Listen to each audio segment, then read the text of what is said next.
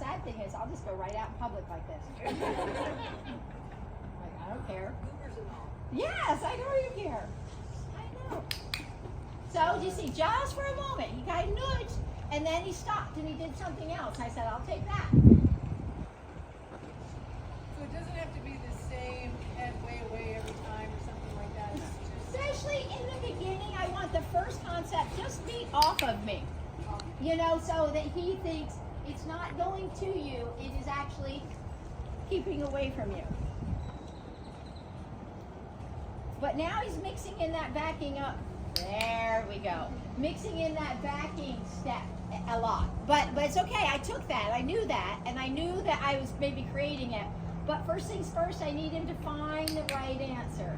There you go, little guy.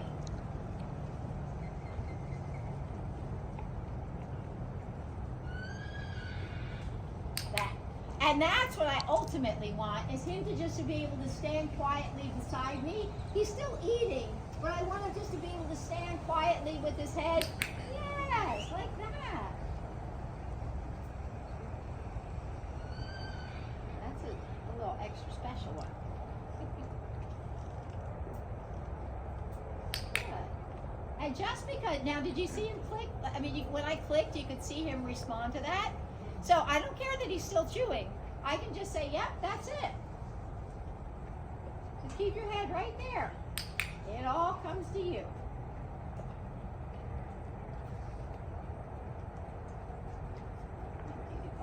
And that took all of what, 30 seconds? Yes, I know.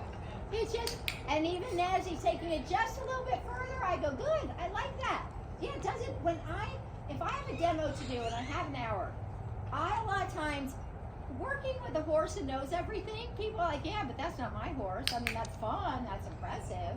But when they see a horse that can start off rather muggy and foody, so I just say, bring me a food aggressive horse. And then, you know, in a minute, you kind of have them going, what? Keep my head over here? And people are like, oh. Because then otherwise they say, that's not my horse. My horse will just be all over you. Well, we worked it out. How do you keep her from actually taking the food out of your hand aggressively? It's what? How do you keep her from taking the food out of your hand aggressively? If they are the type that are snatchy with their food, because sometimes they are, or sometimes some nerves will come in and all of a sudden they'll be snatchy. And that tells me they're nervous, and then I'm like, okay, there's tension in this. But if I have one who takes food snatchily, because sometimes they just do, I will raise my hand as I'm feeding them.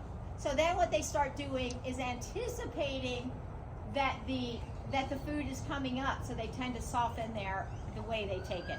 And a lot of times those ones that take food snatchy, if you watch them, they pretty much eat like that. You know what I mean? Their bucket will have scrapes in it, or their whatever, and that's, so then what I will also do while they're eating nicely, I'll click and feed them for taking it nicely. So I treat it as an actual behavior. So he's like, I know, I just keep my head. Now, what I'm going to do, so he's kind of worked it out nicely here. So what I'm going to do is I'm going to ask him to move around and reset. Just this one little moving around and resetting can sometimes have them forget what they're doing. You know, like they'll forget, it'll be all brand new. So come on, dude, let's go. Here, sorry. Let's walk a little bit. Did you come over here with me?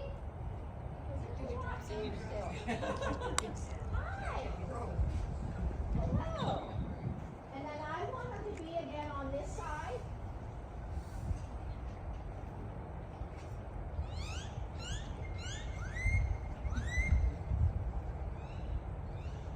What was the answer?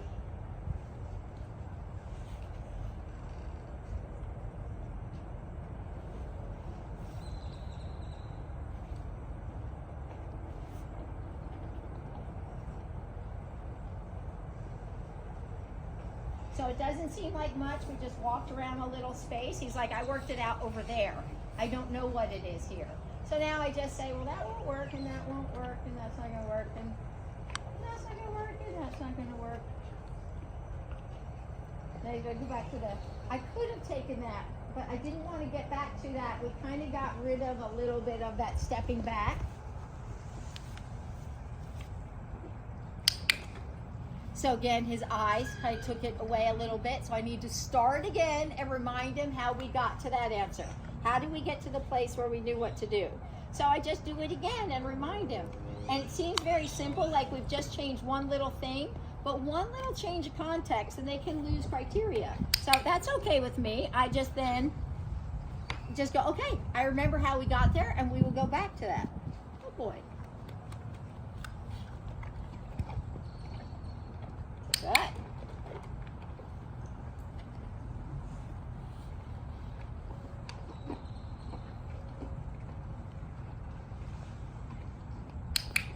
Boy, his ears sure focused in.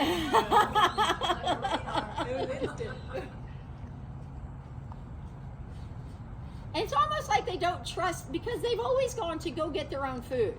So it's not like they kind of almost think, well, that can't be the answer. Turn away from the food and the food gets there. So you kind of have a long set of circumstances to help get that changed around. Nicely done. Okay, now I'm going to ask them to walk a couple steps and see if we can't reset a little quicker. So every time I move this a little bit, this is upping the criteria. I'm saying now as we walk a little bit, can you find your way back to the right answer? I'll give you one more. Is that also part of generalizing? Yes, it sure is. The generalizing, learning this in a bigger context, not this just a little teeny tiny specific. It's like, okay, let's walk. Yes, he's like, I'm ready. You said we're walking. Or apparently we're just sitting together. I know, man. I know.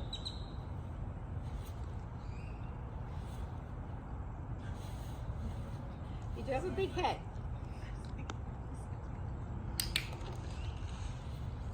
And I keep feeding over where I want his head to be. So even though he just turned away a little bit, I click and I feed over where I want it to be. So come on, dude, let's try again. Well, it was interesting watching him because it was almost like there was a pause there where he said, is this the right place?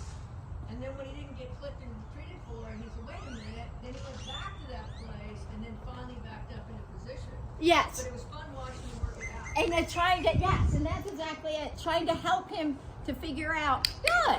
And right there, that was, did somebody just say nice? Nice. Yeah, because you could see him right away, he stopped and was not right on top of me. That, I don't know if you could see that, but to me, that felt like he was about to come back to me, and he caught himself, and then he kept his head straight. Like he started to go, here, I'm going to stay here. Now, are you intentionally increasing duration now? Yes. Yep. And so it is a part of raising the criteria. So now that we kind of get him finding the right answer, and it can look very different for all of them. We've got him starting to find the right answer. And so then I start looking for those little periods of being quiet and still and keeping it there. And his nature is a little more quiet than some. You know, some horses are just busy. And so then you're kind of managing that. But it's all, you know, it's all going to the same direction of where my next criteria that I might start raising. Do you see his eyes on me? So you can see his, while he kind of has that soft focus, I know that I can see that I am very much a part of that. So I like that because I want them, like even when Henley first came to me, when I would take her for walks places, well, she wants to be like this. So what I would do, I would click when I felt like she took me back into her peripheral vision, you know, so that she learned, instead of focusing on all the stuff out there, to focus on the person here. Hi. I'm going click. Yes, well, here. What do you think, old guy? You doing all right?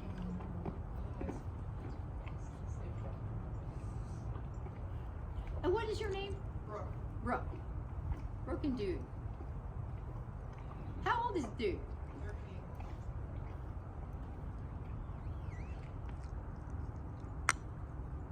Excellent. See, that was really big. So there I sat with my little self thinking, uh-oh, are we going to nudging? you know, because I was ready as he kind of came back and he started saying, well, what about you? And then he went, I'm just going to be right over here. And that was really a big moment of him starting to kind of go, I think I have a different plan. Now, does it mean he'll come out next time and get it perfectly? No. He'll probably forget, and we'll have to remind him, and we'll have to kind of go that for a little bit till it just gets stronger and stronger and stronger. But dude, you did really, really well.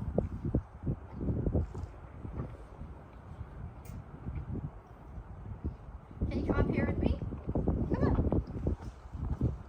Hey, dude.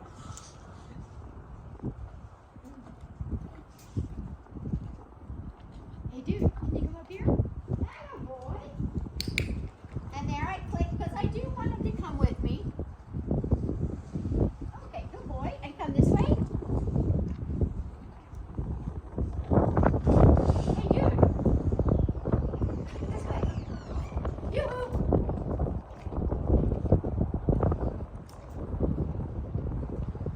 Sean, I heard of some people just like clucking their tongue instead of having a physical Yes. clicker. Well, there's a couple things to that. One, I think that it is not as loud. So this can be heard across the paddock, or the other side of the arena, very loud, very sharp. It helps me to know when I'm teaching somebody because I can hear a little better. But they also say the sounds that come through our body and our face, our vocal, has to go through another step of interpretation. Was that sound meant for me? Particularly our voice. Were those words meant for me? Was that meant for me? So this having one meaning and only one meaning, and it's a kind of that I think it's a little quicker to get to interpretation, but I do use verbal bridge signals too. So because you can use, it can be anything you want. The clicker is to tell them, yes, what you just did is correct. Now come to me for some sort of reinforcement. So it's a way, like a scalpel, where we can make it be very precise, a precise action, a precise moment in time. If we're working on a flying lead change, I can't feed it right then and there, but I can click and go, that's the piece I'm looking for. So it's a really important, it is really an important tool for timing and drawing attention to specific behavior. So there you can see he's starting to get the sound of the clicker. So I think that's great. I think we'll just leave it there for him right now. Do you want